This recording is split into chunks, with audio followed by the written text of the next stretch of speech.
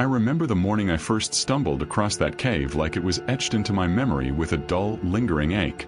It was early spring in the Blue Ridge Mountains, the kind of morning where the mist clings to the trees and the air smells of wet earth and pine sap. I'd been hiking alone, chasing the sort of quiet the city had long ago stolen from me, when I noticed the narrow opening hidden behind a tangle of roots and moss-covered rocks. At first, I thought it was nothing more than an old animal den, but something about the dark slit in the mountainside made me stop. I remember running my hand across the slick rock and feeling a shiver crawl up my spine. I don't know if it was curiosity or stubborn pride, but I decided I was going in. Just a little ways. Just enough to have a story to tell. The entrance was tight. I had to crouch, my knees scraping against the jagged stone, boots catching on roots that had grown over centuries. Inside, the air was thick and heavy, smelling of damp soil, moss, and something faintly metallic I couldn't place. My flashlight cut a thin cone of light ahead, trembling in my hands. The walls seemed to close and the further I went, shadows stretching and swaying like slow dancers. I remember the echo of my own breathing bouncing back at me, distorted in ways that made it sound like someone, or something, was mimicking me just a step behind. My pulse quickened, though I tried to convince myself it was only the cave playing tricks. I pressed on, crawling over uneven stones, squeezing through passages that were barely wide enough to fit. The deeper I went, the colder the air became, seeping through my jacket and into my bones. Somewhere in the distance, water dripped. It was rhythmic, steady, almost hypnotic, and for a moment I felt like I could march to it, like it was marking the pace I should move. And then I heard it, a whisper. Soft, distant, almost imperceptible, like someone was speaking just around a bend. My chest tightened. I froze mid-step, straining my ears. It wasn't a word I could understand, just the sound of breath and intention. I called out, voice trembling. "Hello." My words returned to me, warped and hollow, like the cave had chewed them up and spat them back out. There was no reply, but that sense of being watched didn't fade, it deepened. Each step forward felt heavier than the last, the darkness growing thicker, almost physical. The walls weren't just walls anymore. They felt like something alive, pressing in, guiding me deeper, twisting the passages into shapes that didn't make sense. I remember squeezing through one particularly narrow stretch, scraping my shoulders raw, and the whisper came again, almost playful this time, circling me from all sides. I tried to shake it off, telling myself I was imagining things. I'd hiked enough miles, crawled through enough mud, to know my mind played tricks in the quiet. But this was different. There was an intelligence to it, a deliberate patience that made my stomach knot. The air felt heavier in some spots, as if it was holding me, waiting for me to falter. Shadows moved at the edge of my light, fleeting shapes that disappeared when I looked directly at them. My flashlight flickered, and I felt a sharp pang of panic, realizing how alone I truly was. Time lost all meaning down there. I had no idea how long I'd been crawling, twisting through tunnels that seemed to fold in on themselves. Every turn revealed new passages, some wide and cavernous, others cramped, forcing me to slide on my stomach, scraping every limb along rough stone. I kept hearing that water, that rhythm, and the whispers, never quite in the same place twice. It was as if the cave itself was shifting, testing me, pushing me deeper, showing me that my sense of direction meant nothing here. I remember reaching a chamber where the ceiling dropped so low I had to crawl on my hands and knees. The walls were slick with moisture, and every sound I made seemed to explode and echo endlessly. I paused, listening. A faint scratching sound answered me from the darkness ahead, slow and deliberate. My heart hammered in my chest. I thought of turning back, but the path behind me no longer looked familiar. Panic started to edge in, a cold knot in my stomach, as I realized I couldn't tell which way I had come. Every tunnel seemed new, every corner a potential trap. I tried to stay calm, moving slowly, feeling my way over the whetstone. The dripping water became louder, more insistent. For a moment I thought I saw something, a movement at the edge of my flashlight beam. I froze, holding my breath, willing my eyes to focus. It was gone. Just a trick of light, I told myself. But that whisper, so soft, almost intimate, rose again, wrapping around me like smoke. It wasn't frightening in the way a growl or a scream would be. It was insistent, patient, unervingly human in its timing, like the cave itself was speaking to me in some language I didn't know. I began marking my path with small scratches on the walls, hoping to keep some sense of direction. Hours, or maybe minutes, I couldn't tell passed. My hands were raw, my knees bruised, mud and dirt coating every inch of me. I kept hearing the echoes, the whispers, and the water that sounded like footsteps following behind. I realized, with a cold certainty, that I had never been truly alone in that cave.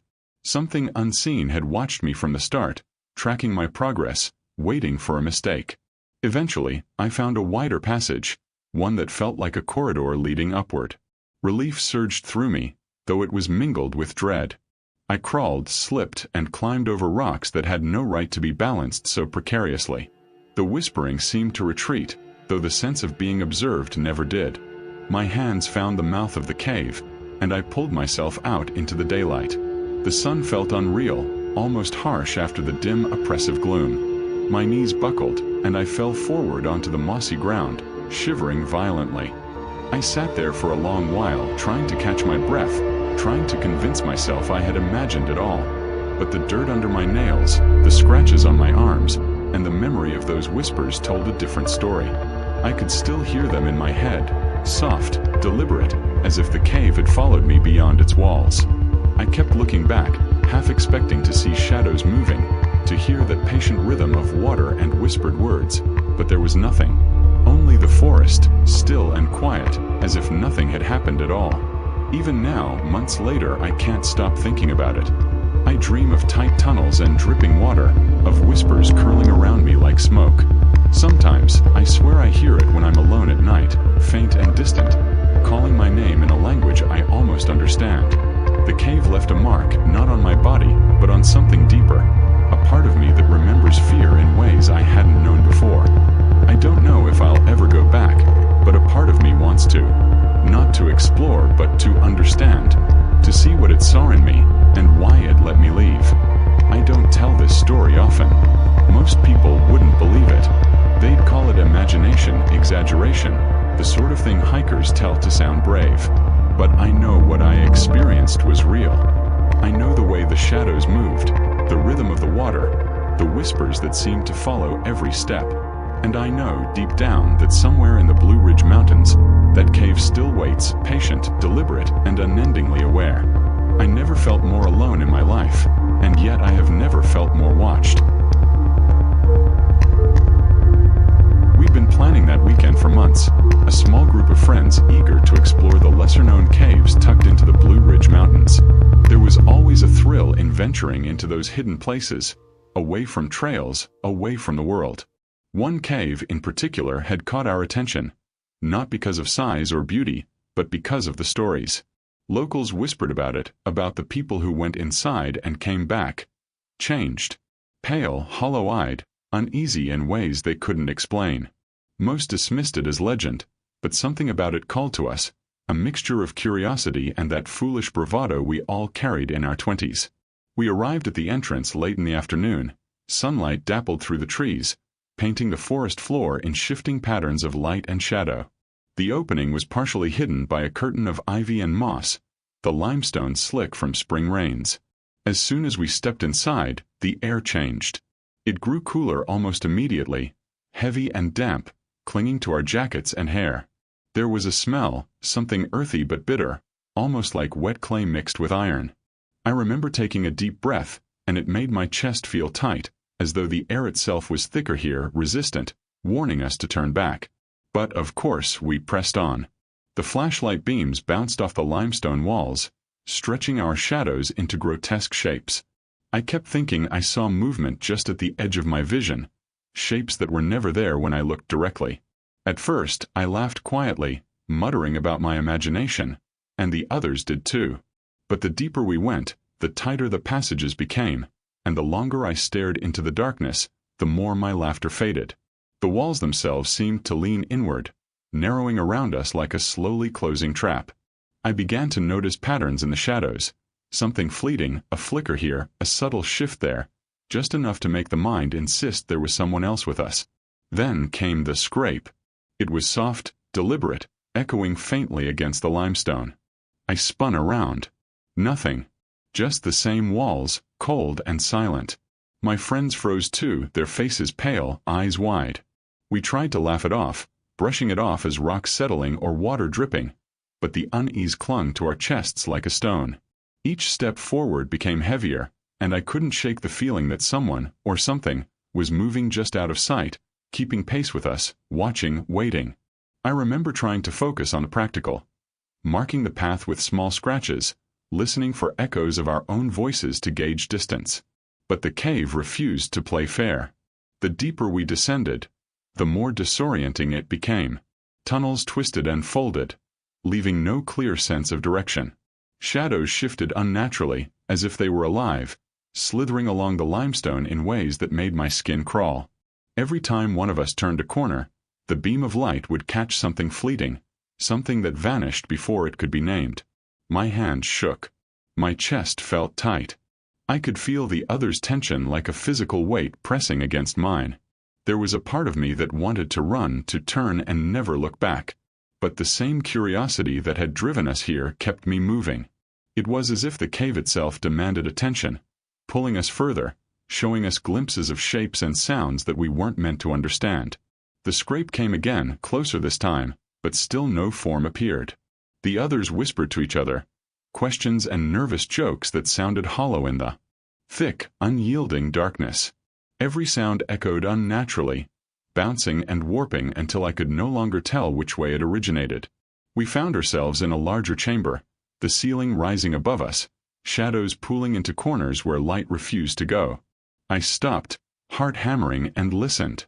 There was a rhythm in the silence, a subtle, almost imperceptible vibration that felt alive. I pressed my flashlight around, scanning the walls, the floor, the ceiling. The others followed suit, moving cautiously. Nothing. Yet the feeling remained. We were not alone, and the cave had seen us long before we had arrived. I tried to laugh again, this time at myself, at the tension winding tighter with every step, but the sound felt forced, a hollow echo bouncing back too long, too perfectly. My mind began to question everything: the solidity of the limestone, the reliability of the light, even the logic of our friendship. Each shadow seemed to have intention, each scrape a message I could not decipher. My stomach tightened, nausea rising as my body registered the unease my mind refused to name. Time became irrelevant. Minutes stretched into hours, or it felt that way. Every turn was the same, the passages folding like a labyrinth with no memory of the path we'd already taken. The deeper we went, the tighter it became, both physically and psychologically. Every small noise, the drip of water, the scuff of a boot, the scrape of stone, felt amplified, charged with meaning. I could sense my friend's unease growing. It wasn't just me. The cave had touched us all, silently marking us in some imperceptible way. At one point, I stopped and pressed my back against the cool wall, flashlight drooping in my hands. The others circled me, whispering, breathing shallow and quick. That's when I noticed it. The shadows weren't just shadows anymore. They pooled unnaturally in the corners, stretching toward us, lingering at the edge of perception. I blinked and looked again, but there was nothing concrete, just that unsettling suggestion of movement, deliberate and patient. My pulse hammered. I realized, with a sinking dread, that the cave itself was aware of us, and that awareness was indifferent to our fear. When we finally turned back, retracing our steps as best we could, it was like emerging from a dream, or a nightmare that refused to release its grip. The cave opened into daylight, but none of us felt relief. The forest beyond seemed unreal, the sunlight too bright, too harsh. My boots were caked with mud, my hands scratched and bleeding from marking the walls, but more than that, we carried a heaviness inside us. Something had followed us out, or perhaps we had carried something from inside all along. Even days later I could feel it. Shadows at the corner of my vision, whispers that didn't exist, a weight in my chest that made ordinary moments feel strained. We joked about it, tried to rationalize, but deep down, each of us knew the truth. The cave had seen us. It had touched something in us we hadn't understood, something small but persistent that would not fade. I've been back to the mountains since then, hiking trails, exploring other caves, but none of it feels the same.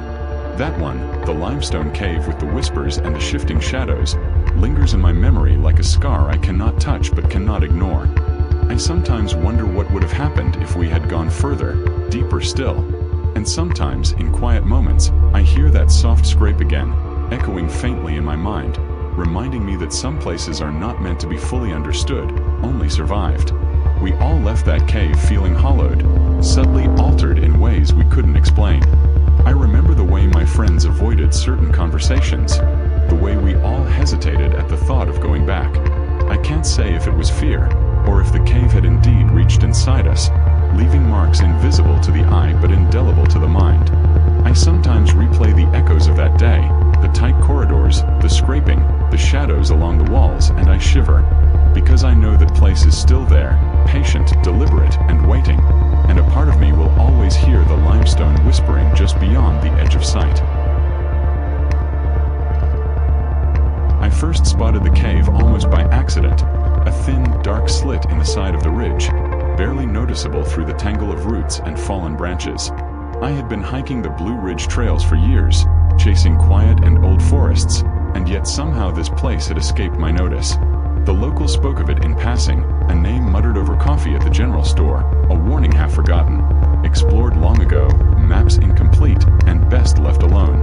But curiosity has a way of pressing on stubborn minds, and I found myself crouching at the entrance, mud already clinging to my jeans, flashlight in hand, wondering how far the passage went.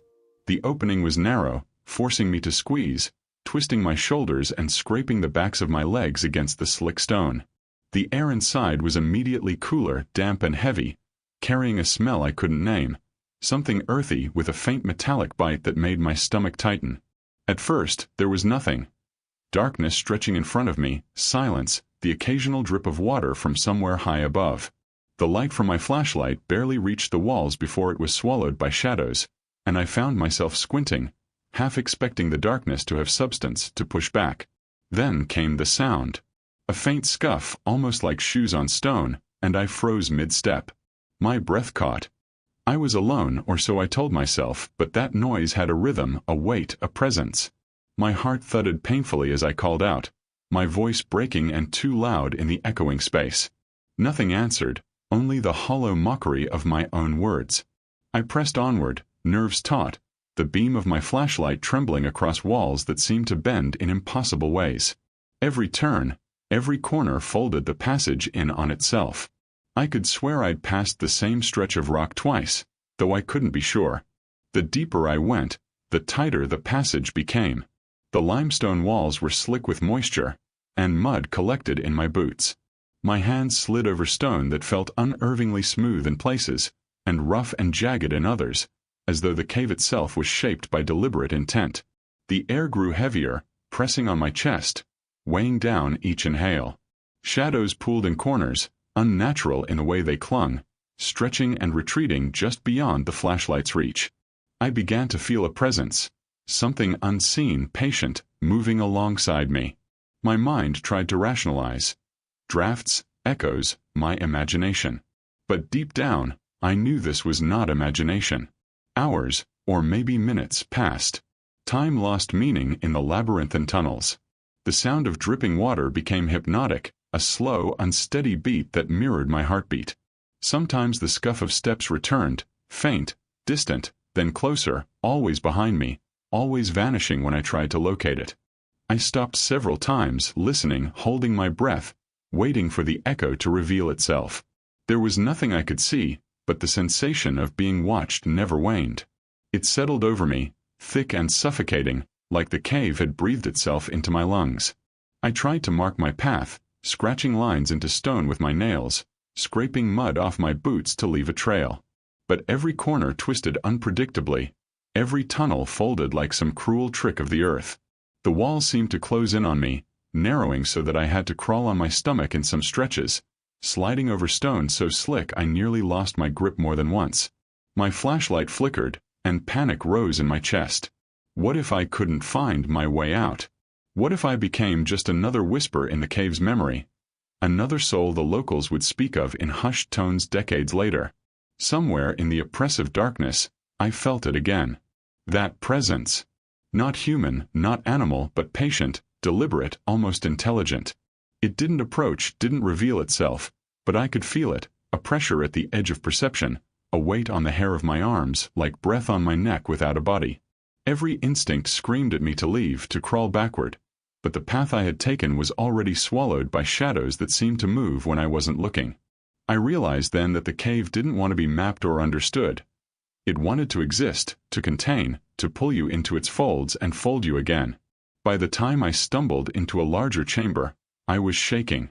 The air here was colder, heavier, as if the cave had settled around me. I crouched, hands on my knees, listening. The sound of dripping water was louder now, echoing like footsteps across stone. And then the scuff came again, deliberate and closer than before. I froze, turning slowly, flashlight beams sweeping the chamber. Nothing. And yet, I knew I was not alone. My chest tightened, each breath feeling borrowed, fragile.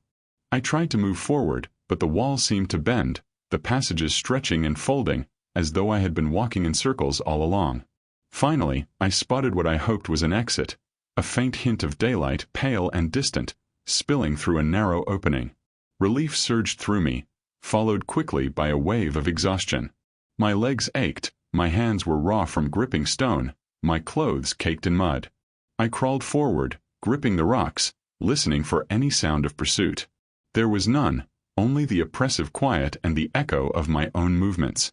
When I emerged into the sunlight, I collapsed against the earth, gasping, shivering violently, feeling both relieved and hollowed out. I looked back at the cave entrance, expecting to see some hint of what had followed me, but there was nothing. Just the forest, still and indifferent, sunlight filtering through the canopy. I remember brushing myself off, trying to shake the sense that something had come with me, unseen, patient, waiting. I felt a subtle weight in my chest, a lingering pressure, as though the cave's presence had seeped into me, embedding itself in memory and bone.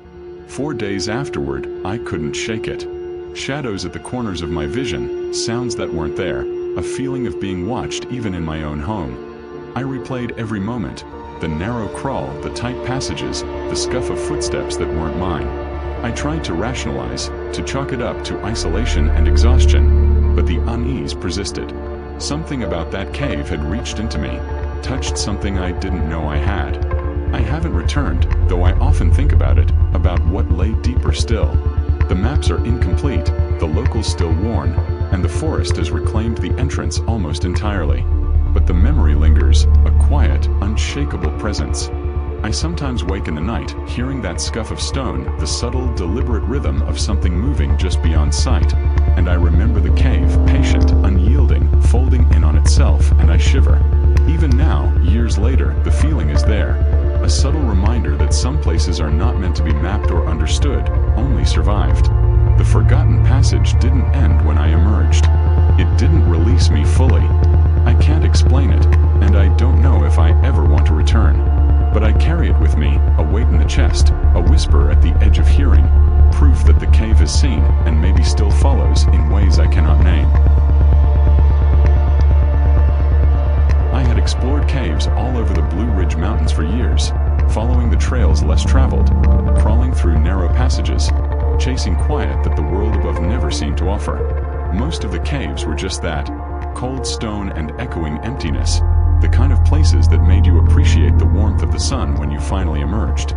But the moment I spotted the entrance to this one, something felt different. The opening was small, overhung with tangled vines, moss clinging to every crevice. The air smelled of wet limestone, sharp and earthy, like the mountain itself was breathing, heavy with secrets.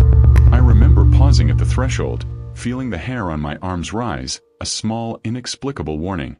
I shrugged it off, curiosity always stronger than caution, and began crawling inside. The first few feet were uneventful, just mud clinging to my jeans, the scrape of boots against stone, the dim beam of my flashlight cutting through the darkness. Then I heard it. Faint, almost imperceptible, a whisper carried on the damp air. I froze, the sound so soft I could have imagined it, yet impossible to ignore. I told myself it was the wind moving through cracks in the limestone, a trick of the echo. But as I crawled deeper, the whispers grew clearer, forming shapes my mind could not ignore. And then, unmistakably, they spoke my name, softly, coaxingly, pulling me forward. My pulse quickened. I wanted to stop, to turn back, but something, curiosity, pride, or foolishness, propelled me onward. The passage opened gradually into a larger chamber, and the change in the air was immediate. It became thick, heavy, almost suffocating, as though the cave itself were pressing down on me. Shadows clung to the walls in unnatural folds, stretching and twisting with a life of their own, responding to the faint light of my flashlight. I called out, voice shaking, asking if anyone was there. The echoes returned, warped, layered with the whispers. They circled me from every direction, never loud enough to fully understand, yet insistent. Every fiber of my body screamed to leave, to crawl backward through the narrow passages, but the voice, the cave itself, I began to realize, wouldn't let me go so easily. I stumbled deeper, pressing forward despite the panic tightening in my chest. The whispers changed subtly, almost hypnotic, coaxing me, soft and persuasive. They seemed to know my fears, my name, the shape of my hesitation. I remember pressing my hands against the wet stone, trying to steady my racing heart. My flashlight flickered, shadows dancing across jagged walls, and I felt my legs give way beneath me. I crawled, slid, and squeezed through passages that seemed impossibly tight, all the while hearing my name repeated, layered, coming from every direction at once. The longer I stayed, the more I realized the cave had memory. It remembered every footstep, every breath, every flicker of light I cast. Hours, or what felt like hours, passed in that chamber. Time became meaningless. The whispers never stopped, only paused when I froze, then resumed, coaxing, circling, testing me. I felt as though I were being studied, examined, assessed.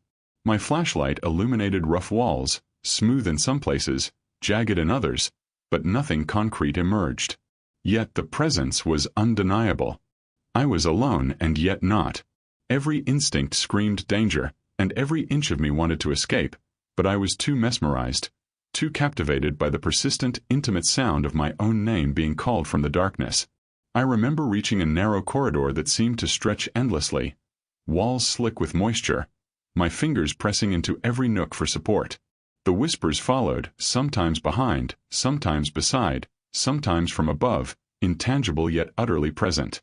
I tried to run, but the passage twisted unexpectedly, leading me in loops that made no sense, folding upon itself like some cruel trick of the mountain. Every turn brought another wave of panic, another dizzying swirl of shadow and sound. My head spun, my stomach churned, and yet the voice continued, soft, insistent, intimate. When I finally stumbled into what I hoped was the exit, relief surged, but the sunlight was alien, almost harsh after the oppressive darkness. My body trembled uncontrollably, and I sank to the forest floor, heart racing, ears straining for the faintest sound that might suggest the cave had released me. It hadn't. The whispers had imprinted themselves onto my memory, a lingering pulse, a rhythm beneath my skin. My friends who had joined me weeks later would ask why I hesitated, why I avoided the smaller, less traveled paths. I couldn't explain, and perhaps never could. The cave had left a mark on me, one that wasn't visible, but felt in every quiet moment when the shadows at the edges of my vision seemed just a little too dark, just a little too purposeful. Even years later, the memory lingers. I dream of tight passages, the suffocating air, the whispered echo of my name. Sometimes in the dead of night, alone in my cabin far from those mountains, I hear it faintly, impossibly, just beyond comprehension. It is never loud, never threatening in a conventional way, yet it unsettles me completely, a reminder that some places, some moments, have a permanence that the daylight above cannot erase. The Blue Ridge holds its secrets tightly, and this cave, small, unassuming, has not released mine. I haven't returned. I can't bring myself to. And yet, a part of me wants to, driven by the same curiosity that pulled me in years ago. I think of it often, the chamber with its thick, choking air, the shadows that clung to the walls, the whispers that spoke my name in a language only I could almost understand. It has become something inside me, a quiet pulse of unease that reminds me there are things beyond the sunlit trails, things that remember us long after we've left. I walk the mountains now differently, with a small tension at the base of my skull, expecting the unexpected, feeling the unseen, listening for a whisper that may never come, but that I am certain is there. Even now, when I close my eyes, I can hear it again, soft and coaxing, carrying my name through the darkness, circling, patient and infinite.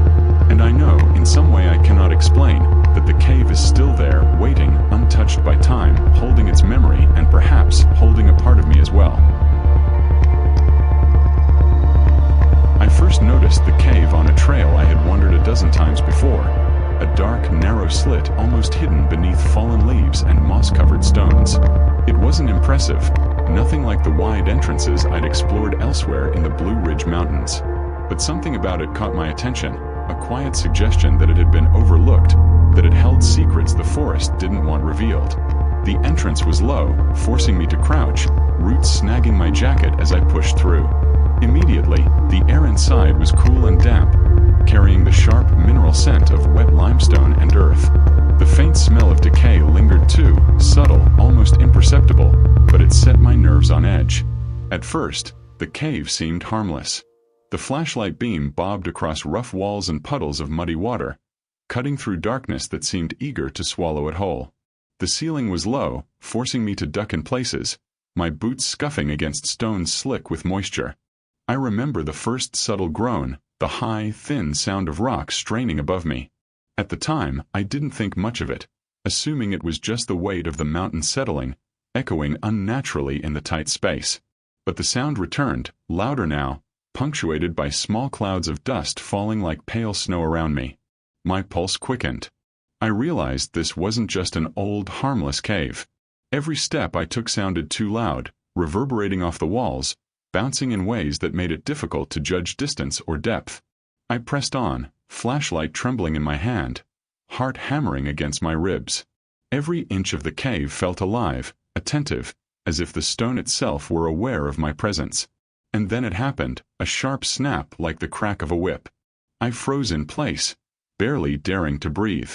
A chunk of rock broke free mere inches above my head, striking the ground with a harsh, echoing thud. My hands shook as I brushed dust from my jacket, trying to convince myself that it was natural, that the mountain had no consciousness, that no unseen force had decided to remind me how fragile I truly was. But I couldn't shake the feeling that the cave had shifted, quivering as though aware of my intrusion. The passage narrowed further, forcing me to crouch even more. My flashlight beam danced across walls that seemed unnervingly uneven, stones jutting like teeth, shadows curling into strange, unnerving shapes.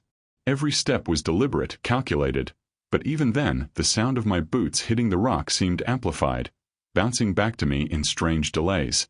I began to notice patterns in the dust above, small scars in the ceiling where flakes of stone had broken away, the result of years of erosion, or something more deliberate.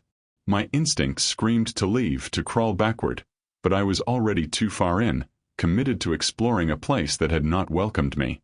I remember a moment when the cave seemed to breathe. The air shifted, thickening, pressing against my chest, and the low groans of stone echoed around me in a rhythm almost like a heartbeat.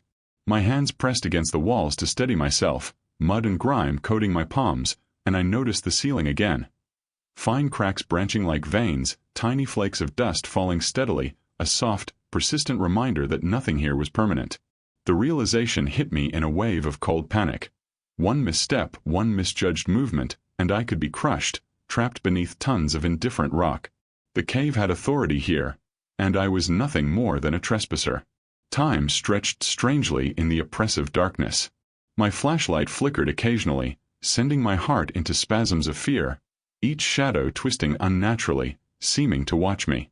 I remember one stretch where the ceiling lowered so abruptly that I had to crawl flat on my stomach, the stone above scraping my shoulders, dust clouding my field of vision.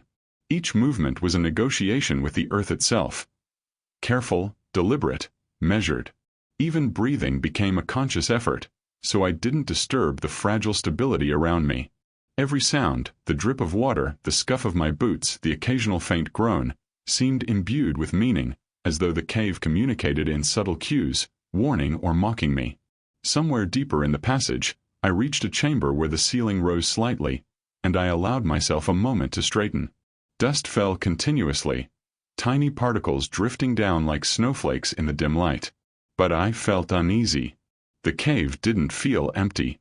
It was as though it were waiting, testing my confidence, my courage. Every instinct screamed that I should leave, but something compelled me forward, an almost magnetic pull that I didn't understand.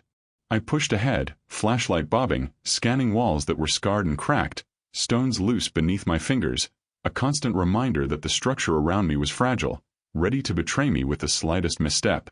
Then another snap.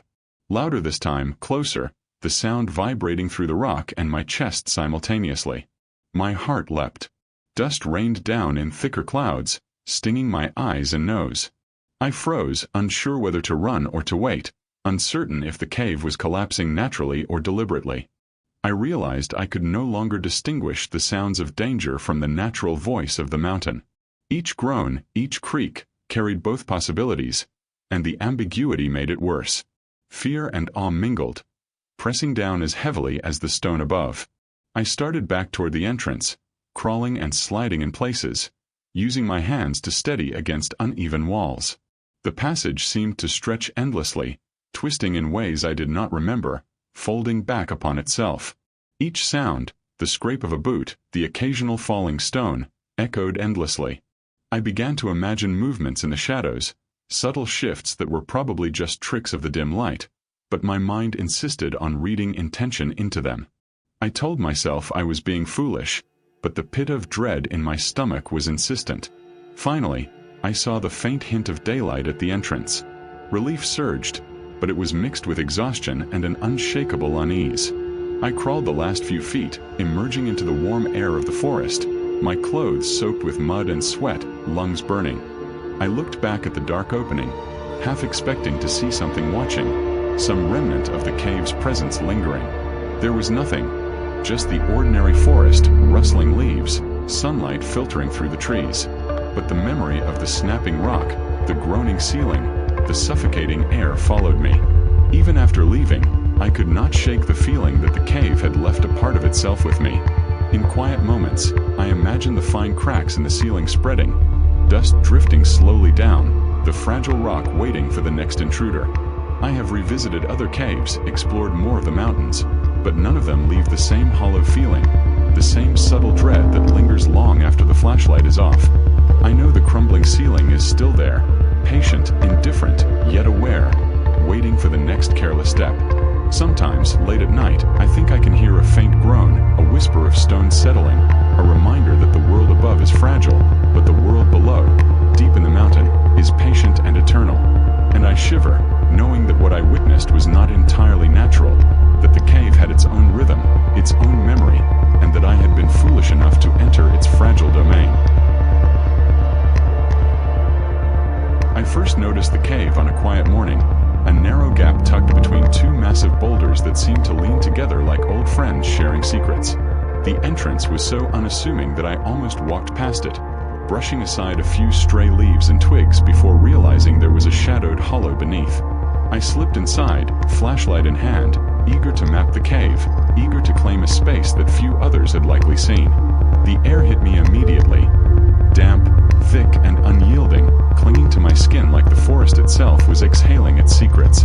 Mud collected in my boots as I crouched low, the beam of my light flicking across walls that were jagged, uneven, and coated in moss that glistened with moisture. At first, it was just me. My boots scuffed against the muddy floor, my breath audible in the silence, echoing faintly against the stone. Then I noticed them. Footprints. Small, light impressions pressed into the mud, trailing deeper into the cave. I paused, kneeling to examine them. They were not mine, and they certainly were not fresh. The edges had begun to dry slightly, yet the shape was distinct, almost too small, too delicate to be human. Curiosity overcame caution. I followed them, each step careful, deliberate. Flashlight cutting through darkness that seemed to swallow everything it touched. The deeper I went, the more the cave seemed to respond to me. The tunnel twisted, narrow in places, forcing me to crouch, crawl even, and then widened suddenly into small chambers where the walls curved inward like the hollow of a ribcage. My steps echoed unnaturally, bouncing in ways that made it hard to tell where the sound originated. And then I noticed it. The echo wasn't always just mine. Sometimes it came slightly after, softer, delayed, as if someone, or something, was matching my movements, keeping pace just behind me. I froze, pulse hammering, listening. Nothing but the oppressive dark answered. The footprints continued, weaving in a pattern that made no logical sense, circling back occasionally, as though teasing me, daring me to follow. I found myself whispering warnings to myself, reminding myself that it was a cave, empty, a place of stone and air, yet my hands shook and my chest felt tight. The mud beneath me squished unnaturally, and I imagined other impressions forming just beyond the flashlight beam. The shadows clung to the walls and ceiling, curling like smoke, twisting with a life that felt deliberate. My mind began to question every movement, every sound. Was it the echo of my own breathing? Or was there truly someone or something walking these passages with me? I pressed on, crawling through the narrow sections where the ceiling pressed close to my shoulders. My flashlight illuminated walls that were slick and rough at the same time, shadows pooling into corners that seemed impossibly dark. Each step I took was measured, mindful of the footprints, the echoes, the subtle, nearly imperceptible rhythm that followed me. The cave was patient, indifferent, but attentive, and I realized with a sinking feeling that this place had memory. It remembered every footprint, every scrape of stone against my boots, every flash of light. At one point, the tunnel widened into a chamber where I could stand upright, the ceiling higher, though uneven and jagged. The footprints ended abruptly, but the feeling did not. I could sense it, whatever had left them, or perhaps the cave itself, lurking just at the edge of perception. The sound of my own heartbeat became deafening, each thump echoing, matched, slightly delayed, impossible to ignore. I whispered my own name aloud, testing, seeking some connection, some confirmation that I was still alone. But the cave remained silent, pressing in around me with its damp, cold walls, a presence felt but unseen. I retraced my steps slowly, fear now dictating my pace. The narrow sections seemed to stretch longer than before, every corner turning back on itself, and each echo of my boots against stone became a question. Was I truly alone, or had the footsteps, whatever they belonged to, followed me? I imagined them pacing just behind, light, careful, patient, as though amused by my hesitation. I could feel the cave shifting subtly beneath me, a groan here, a small trickle of stone there, subtle reminders of how fragile my path truly was. Every instinct screamed to run, yet the tunnel twisted unpredictably, forcing caution, forcing me to negotiate each movement. When I finally saw the faint glimmer of sunlight ahead, relief surged, but it was mixed with exhaustion and unease. I emerged into the forest, shaking, boots coated in mud, clothes damp and stiff. I looked back at the entrance, expecting, half hoping, to see some figure, some shadow. There was nothing, only the indifferent forest, birds calling, wind rustling through the leaves. And yet, I could not shake the certainty that I had not been entirely alone. Even outside, in daylight, I felt the echo of something walking just behind me, a subtle presence that did not fade with the sun. Weeks later, I returned to the cave mentally, replaying every step, every sound, every echo. I could still see the footprints imprinted in my mind, light and deliberate, weaving through the passages in ways that made no sense. I thought about mapping it fully, returning, but I never did. The forest had reclaimed the entrance slightly.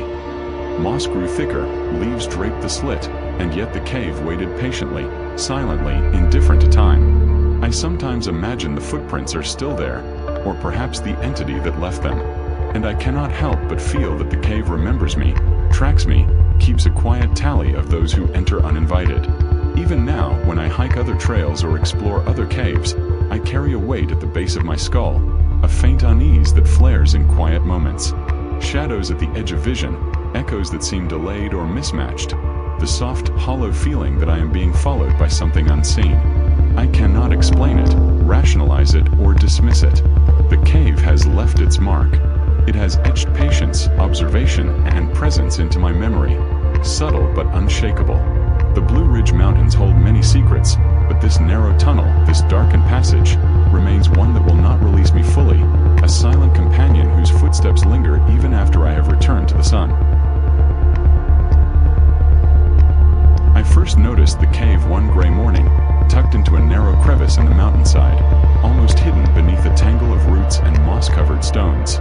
It was unassuming, nothing like the large entrances I'd explored elsewhere, and yet there was something magnetic about it, a subtle insistence that drew me in.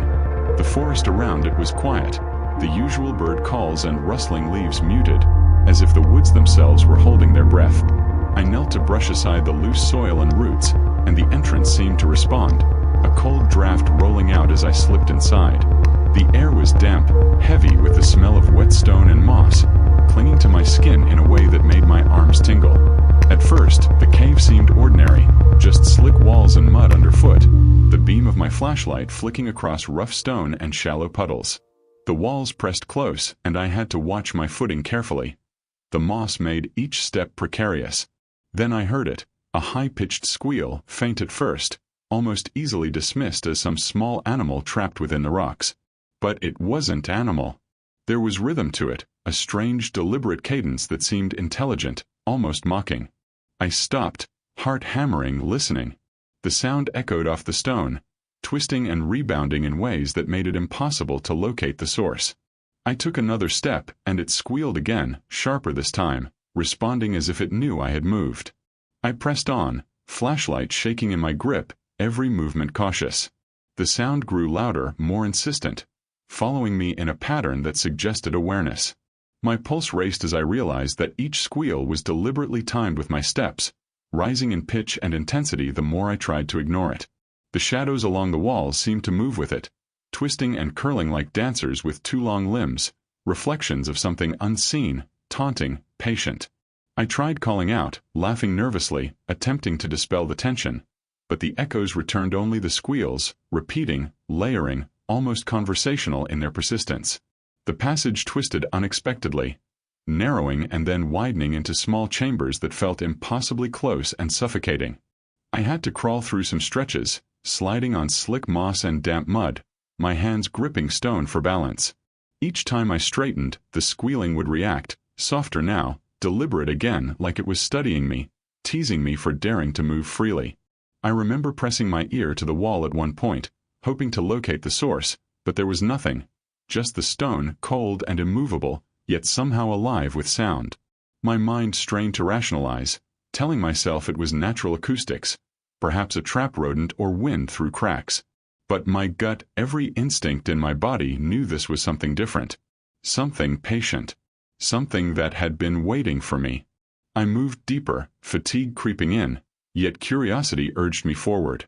The cave felt aware of my presence, responsive, as though it had a memory of those who wandered its passages. The squeals became more erratic, rising and falling in pitch, echoing from multiple directions at once. I realized that no matter how far I went, the cave was tracking me, learning my pace, matching it, mocking it. Each shadow along the wall seemed alive in a subtle, impossible way. Corners twisted unnaturally, and light flickered across surfaces that should have been smooth. My flashlight seemed inadequate, a thin line of certainty in an otherwise unknowable darkness. Time lost meaning. I no longer knew how long I had been inside, whether it had been minutes or hours. The cave pressed closer, an invisible weight that made each breath laborious. I tried turning back, retracing my path, but the passages had changed, folded back on themselves in ways that were impossible to map. Every squeal followed me, responsive, testing me, a reminder that I was not alone, and perhaps had never been. It was not a creature in the conventional sense. It was something the cave itself emitted, a voice, a presence, an imprint that refused to let me leave without marking me. Finally, I saw the faint glimmer of light at the entrance, and relief surged through me. My muscles were tight from crawling, my ears still ringing with the high-pitched cadence that had been both taunting and intimate. I emerged slowly, sunlight blinding after the oppressive darkness, air rushing into my lungs, yet the memory of the squeals clung. They had embedded themselves, quiet now, but persistent, repeating softly in my mind whenever I was alone, whispering from the recesses of memory as if the cave had taken a piece of me and kept it. I walked away slowly, glancing back at the narrow crevice, expecting nothing and yet half expecting to see the shadows shift, the walls quiver, the squealing resume. There was nothing visible, only the calm, indifferent forest. And yet I knew the sound was still with me, a mark left in my perception, a reminder that some places are patient, intelligent, and unyielding. I have returned to other caves, wandered trails that once felt familiar, but the echo of that sound, deliberate and unnerving, follows me. It is quiet, subtle, a rhythm that flares unexpectedly in moments of silence. Even now, at home, far from that crevice, the memory surfaces, the high-pitched squeal, irregular, purposeful, echoing in corners of my mind. I do not hear it in the world around me, but I feel it in my awareness, a lingering presence, proof that the mountains, the stones, and the caves have long memories, and some things that dwell in shadow leave marks that cannot be erased. The squealing walls are patient, persistent, alive in a way that defies understanding, and though I have not returned, a part of me is certain they will never leave me entirely. I first noticed the entrance on a late afternoon hike, almost hidden beneath a tangle of undergrowth and fallen branches. The forest around it was quiet, the usual rustling of leaves and distant bird calls muted, almost absent. I knelt and pushed my way through the narrow opening, expecting a short, shallow crawl, something easily mapped and quickly explored. But the moment I slipped inside, I realized how wrong that assumption had been. The tunnel plunged straight down, the walls pressing in tight against my shoulders, rough stone scraping against fabric and skin as I inched further. The air changed immediately, colder, heavier, almost electric, making my skin tingle with unease. My flashlight barely cut through the darkness. The beam trembled in my hand, reflecting off damp walls, slick with condensation, the stone smelling sharply of wet earth and limestone. Somewhere below, faintly, I could hear the trickle of water, small, rhythmic, a quiet hum that seemed to echo endlessly through the twisting stone. I paused, listening, heart thudding, certain I was not alone, though I could see no movement, no shadow beyond my own. The sensation of eyes on me pressed into my chest, insistent and unseen, and I swallowed hard, trying to steady my breathing, convincing myself it was just nerves.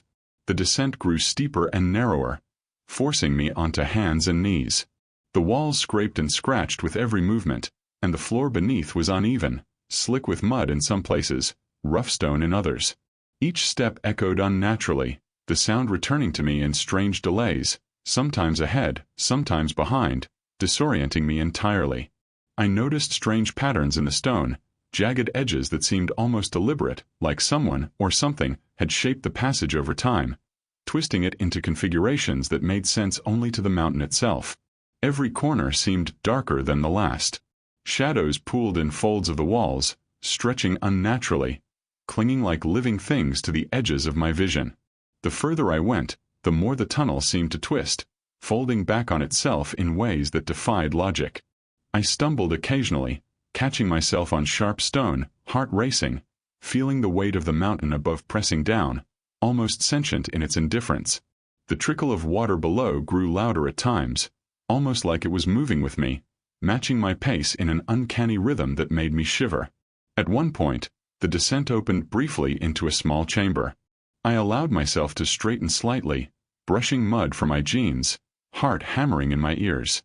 But the sense of being watched did not leave. I scanned the walls, the shadows, the ceiling above, seeing only stone, yet feeling something intangible, deliberate, observing every motion. The flashlight flickered, shadows dancing across the walls like figures in a silent, slow-motion performance. I realized that every step I took, every sound I made, was catalogued by the cave itself. It remembered, it waited, and it did not welcome intruders. The narrow passage resumed, forcing me once again onto hands and knees. My limbs ached, muscles screaming, but fear urged me onward as much as curiosity. The air grew colder still, pressing into my chest, carrying with it a faint metallic tang, and the trickle of water became a soft, steady drone, almost like a heartbeat. I imagined movement in the periphery, subtle shifts in shadows that vanished whenever I tried to look directly. I reminded myself constantly that I was alone, but the feeling of being observed persisted, growing heavier with every turn, every crawl, every stretch of impossibly tight stone. Hours, or what felt like hours, passed in the oppressive darkness. The tunnel twisted unpredictably, looping back on itself, disorienting me. My flashlight flickered, casting fleeting glimpses of walls that seemed to lean and shift in ways my mind could not process. I could feel the cave around me, a patient, indifferent awareness, pressing in, testing my courage, my stamina, my resolve. Every instinct screamed to retreat, to climb back toward the faint light I remembered at the entrance. But the passage had changed behind me, stretching and narrowing, demanding careful, deliberate movement. Finally, I saw the faint glow of daylight ahead. Relief surged through me, but exhaustion and fear slowed my movements. I crawled the last few feet, emerging onto the forest floor, lungs burning, muscles trembling, clothes soaked with mud and grime. I glanced back at the narrow slit of the entrance, half expecting to see shadows shift, walls pulse, or the faint outline of something following me. There was nothing visible, only the quiet forest. Sunlight dappled through the leaves, ordinary and indifferent. And yet, the sensation remained. The feeling that the cave had shifted, expanded, and contracted behind me, almost as if it had a pulse of its own. Every time I closed my eyes afterward, I could feel the tight walls, smell the damp stone, hear the faint hum of water echoing endlessly, and feel the weight of being observed. The narrow descent had left an imprint, subtle but unshakable, a quiet reminder that the mountains hold secrets that do not release easily. Even now, days, months, or years later, I walk through the mountains differently, more cautiously, attuned to shadows and the way the wind moves through the trees. I sometimes imagine the cave waiting, patient, breathing, aware. And in quiet moments, when I am alone, I can almost feel its pulse, its rhythm echoing through memory. A reminder that some places remember us long after we have left. The narrow descent is still there, waiting, silent, unchanging yet alive in its own subtle way. And I carry it with me.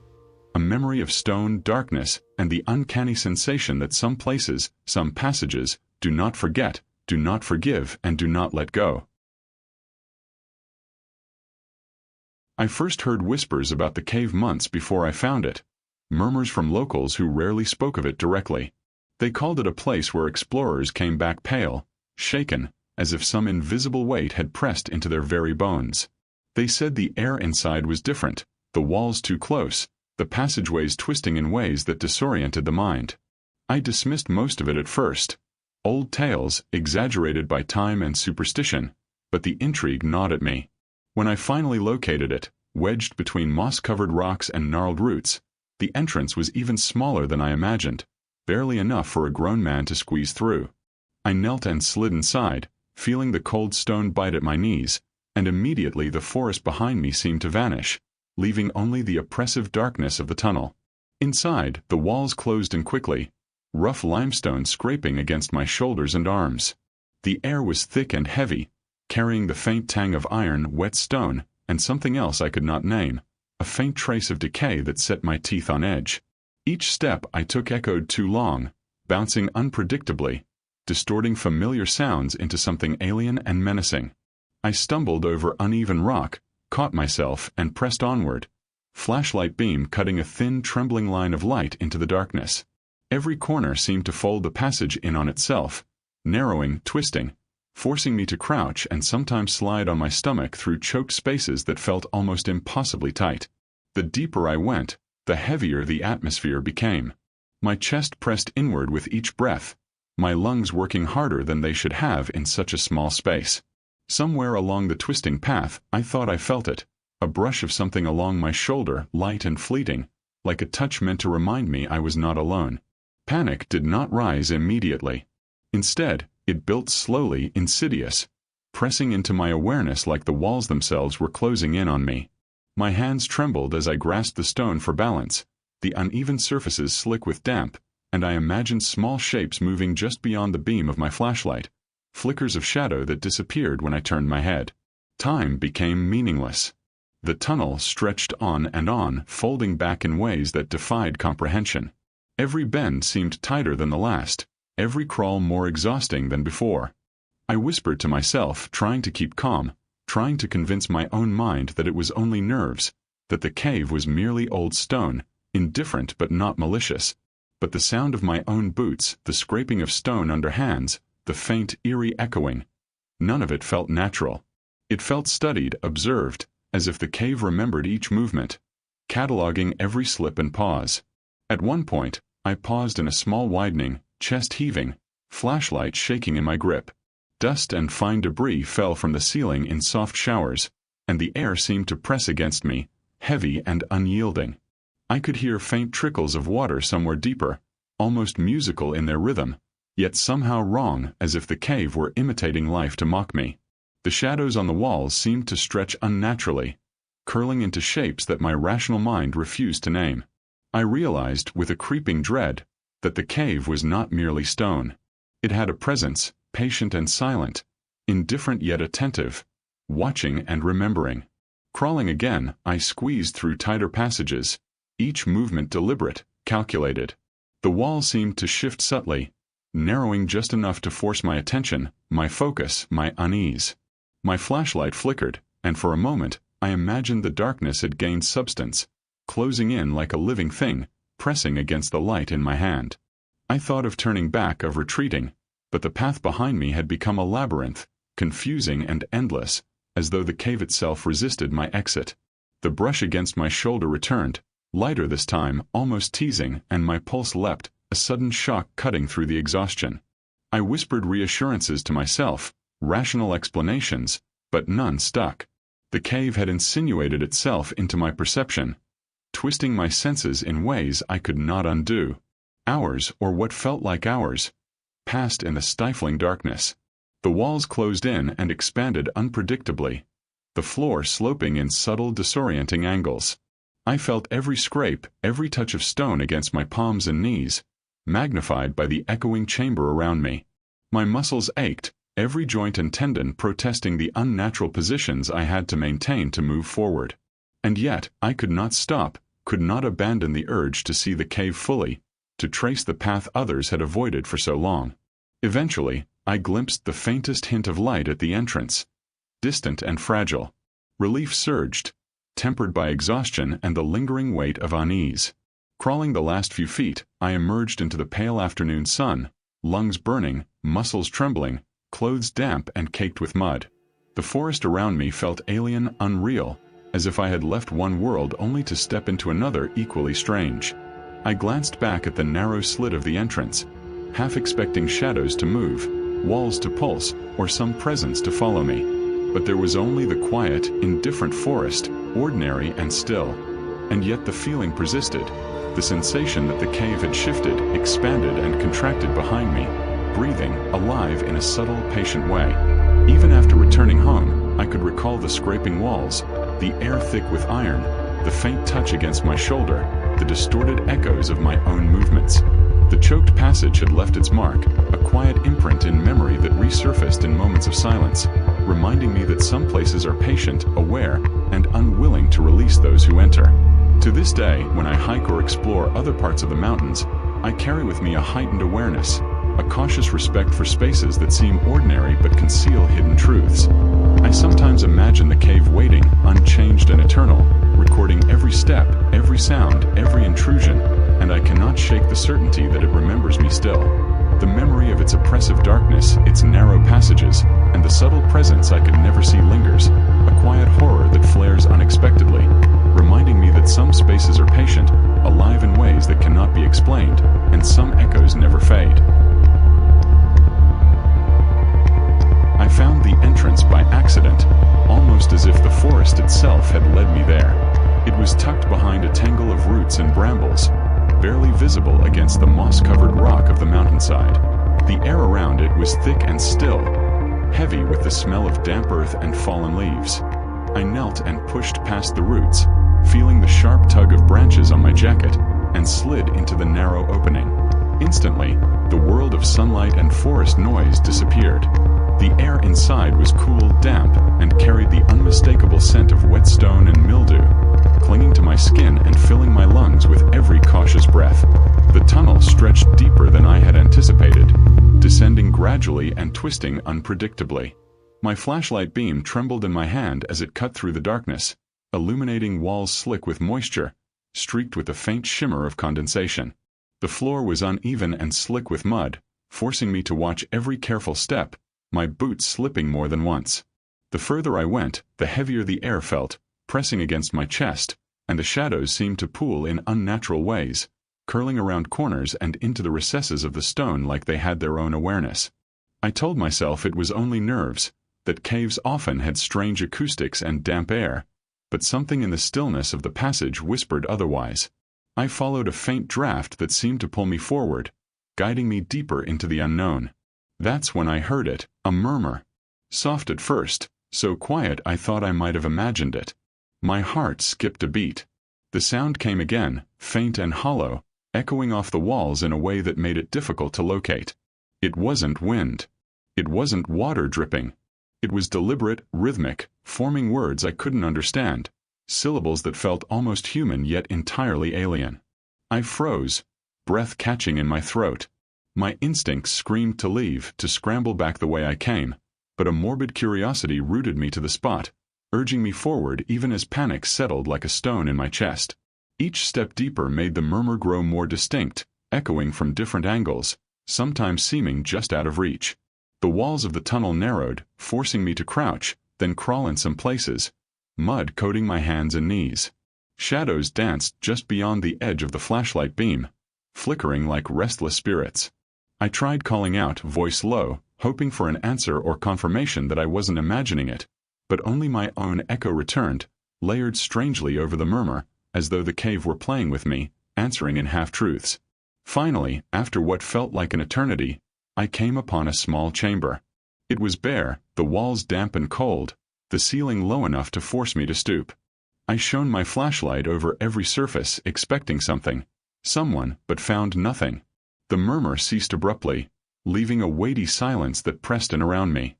I stood there, breathless, listening to my own heartbeat, aware of every droplet of water hitting the stone and every creak of shifting earth above. The cave had spoken, and then it had fallen silent, leaving me alone but not untouched. There was a lingering presence, subtle yet insistent, as though it had marked me, noted me, and now watched in quiet satisfaction from some unseen corner. Time passed strangely in that chamber. Minutes or hours. It was impossible to tell. The air seemed thicker, the darkness more absolute, pressing against the edges of my perception. I traced the walls with my hand, cold and unyielding, as though to reassure myself that this was stone and not something alive. My flashlight flickered, and I realized I had stopped breathing, caught in the impossibility of the moment. I could feel a tension in the space, a patience that belonged to the cave itself, silent but aware, waiting for me to move, to leave, or perhaps to stay. When I finally crawled back toward the entrance, I felt different. The passage that had seemed narrow and confining before now felt vast, distorted in memory, as though it had shifted while I was distracted. The murmur never returned, but its absence felt deliberate, like the pause in a conversation that leaves meaning unsaid. Emerging into the forest, sunlight and fresh air overwhelming after the oppressive darkness, I felt hollow, drained, and strangely exposed. The world outside seemed unreal, as though I had crossed a threshold into a place that did not entirely belong to this earth, and then returned, carrying the memory with me like a weight in my chest. Even now, I can recall it vividly. The smell of wet stone, the slick walls, the way the shadows clung and moved with a life of their own. And sometimes, when I am alone and the wind is still, I can hear it again, faint and distant, murmuring from the corners of memory. A quiet reminder that some places speak in ways we cannot fully comprehend, leaving marks that linger long after we have left. The cave did not need to show itself to remain with me.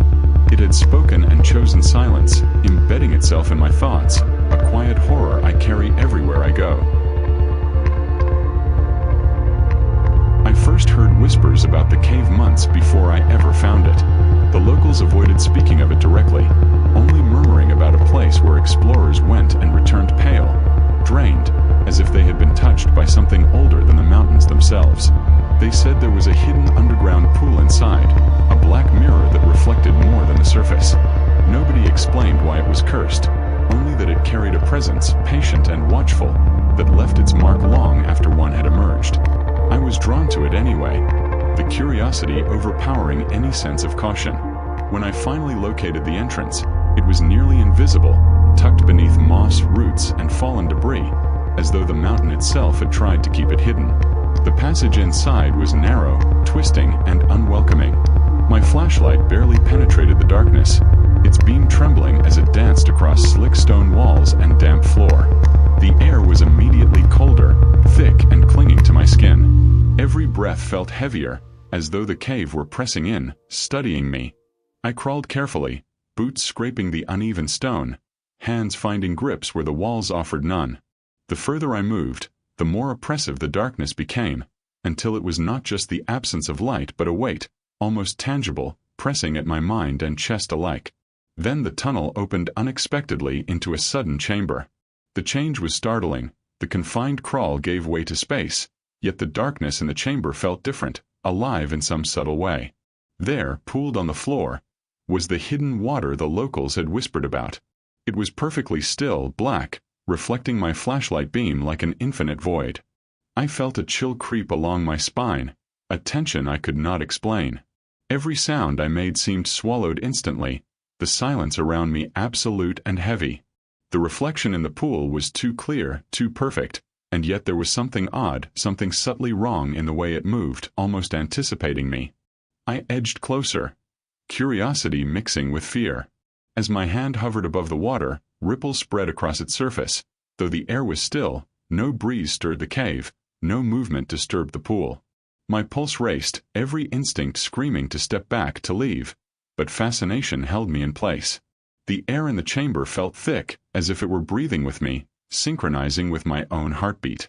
I tried to rationalize it, the echo of my own movement, the vibration of the cave, but the sensation was unmistakable, a presence that was patient, observing, and perhaps indifferent to my intrusion, yet aware of it nonetheless. Time distorted as I stood there, staring into the black water. Minutes or hours passed. I cannot say which. The shadows on the walls shifted in the flickering light of my flashlight, subtle, almost imperceptible movements that seemed to respond to me rather than the beam. My own reflection shimmered strangely, like water bending light unnaturally, creating moments where my features seemed elongated, distorted, and yet eerily familiar. I felt a prickle of dread, as if the pool had watched me before I had even arrived, remembered me, and was cataloging my every motion. Eventually, fear forced me to retreat, and I turned back toward the narrow tunnel I had crawled through. But the passage no longer felt the same. It stretched longer, tighter, somehow deeper than I remembered. The walls seemed to lean inward, pressing against me, the weight of the cave following every step.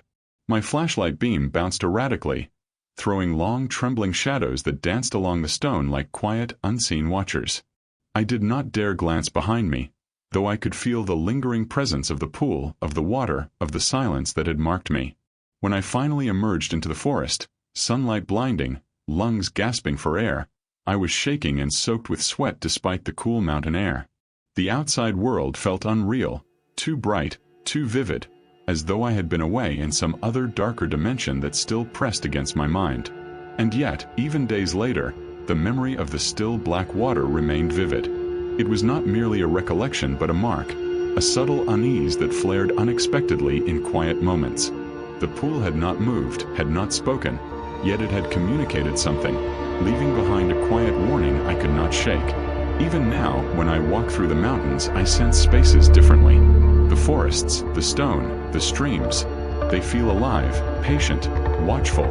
The memory of that hidden pool echoes in my awareness, a reminder that some places hold truths that the world around them refuses to acknowledge.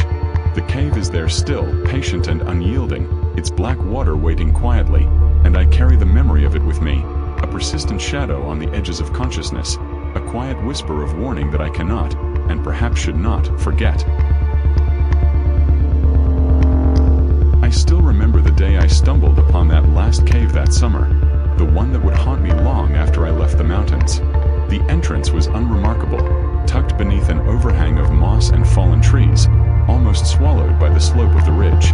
The locals never mentioned it, not in warnings or stories, but I had heard whispers from a hiker who claimed the place felt wrong, though he couldn't explain why. I dismissed it at the time, curiosity pulling me closer. Kneeling to squeeze through the narrow opening, I felt the cool stone of the mountainside bite at my hands, and the forest behind me vanished instantly.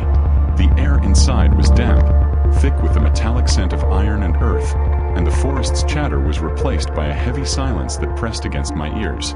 The first thing that struck me were the stalactites. Jagged, uneven, and sharp, they hung like the teeth of some long-dead creature, casting grotesque shadows across the walls as my flashlight flickered. Each step I took on the uneven floor echoed unnaturally, the sound bouncing in strange off-kilter ways. The cave seemed alive in its stillness, as though it breathed slowly and deliberately, waiting to see who had dared to enter. I told myself it was just geology, the natural acoustics of stone amplifying my own movements, but I knew, somewhere deep inside, that this cave was different. Then I heard it, the first muffled noise, soft and almost imperceptible. At first, I thought it might be water dripping, the cave's natural soundscape, but the pattern was wrong.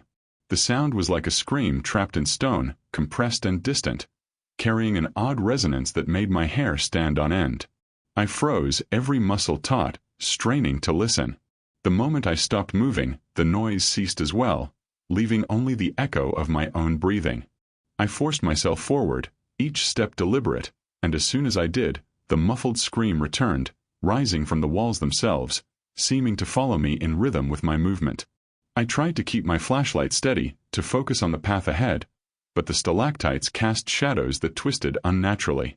Every time I glanced at one, it seemed to twitch just beyond the edge of vision, shifting slightly, teasing me. The effect was subtle but disorienting, and I began to question the reliability of my senses. The cave silence, punctuated by the trapped screams, was oppressive, weighing on my chest like a physical presence. Each echo of my boots and the scraping of stone under my hands felt magnified, adding to the sensation that I was not walking alone. As I moved deeper, the ceiling lowered in places, forcing me to crouch and slide on my stomach through tight stretches. The air grew colder, heavier, and the scent of wet stone and iron intensified. My heart raced with every step, every shuffle of gravel beneath my boots. I could feel a tension in the stone around me, subtle, patient, as if the cave itself were observing, cataloging my every movement. I began to wonder whether the noise I heard was not just a trick of acoustics but something else, an imprint of the cave, a memory trapped in its stone, awakening because I had dared to intrude. There were moments when the screams would almost form words, fragments that seemed human, then dissolved into unintelligible murmurs. I would stop, holding my breath, hoping the sound would vanish, but it was a cruel, persistent presence. My flashlight flickered again, and shadows danced across the walls like silent watchers, fleeting figures that retreated whenever I tried to focus on them. Panic rose slowly, a creeping dread that wound through me, tightening around my chest and stomach. I wanted to turn back to flee, but the cave had drawn me in, and part of me, the part addicted to fear and curiosity, compelled me onward. At one point, I reached a narrow ledge with a shallow drop beneath it. The noise intensified here, the muffled screams echoing as if multiplied, pressing against me from every side. I knelt, hands on the cold, wet stone, and could feel the vibration of the cave itself in my fingertips, subtle but insistent. I realized then that the cave had a rhythm, a patience, and that it was testing me, drawing out my fear, watching me navigate its twisted halls. The interplay of darkness, sound, and shadow was mesmerizing, hypnotic, yet utterly horrifying. I understood in that moment why explorers spoke of this place with hushed voices and wary glances. Finally, exhausted and trembling, I began retracing my path. The moment I paused or moved too slowly, the muffled screams would resume, rising in pitch and intensity, as though the cave remembered my hesitation.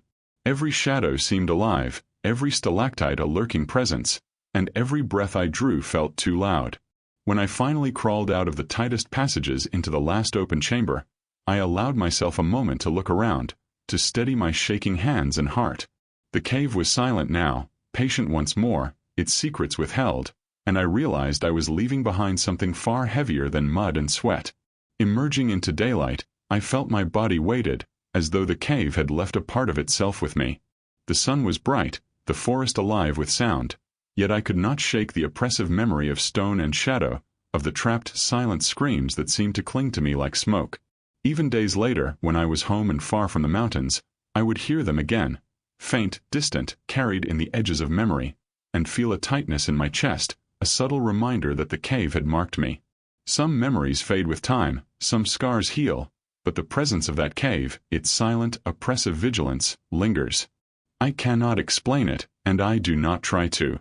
The stalactites, the shadows, the muffled, trapped screams, they are a part of me now, embedded in my awareness, returning unexpectedly in quiet moments, in the stillness of my home, reminding me that some places in the mountains do not forget.